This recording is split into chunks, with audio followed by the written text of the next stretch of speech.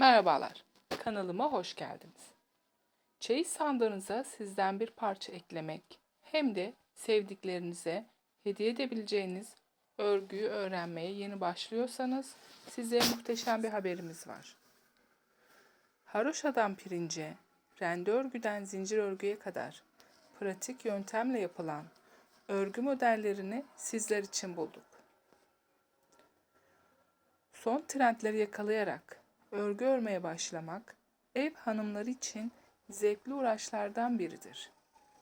Hazırladığımız bu paylaşımda çok beğeneceğiniz ve mutlaka örmek isteyeceğiniz birbirinden farklı örgü desenleri. Bunun gibi ve daha fazlası için bizleri takibe almayı unutmayın. İyi seyirler.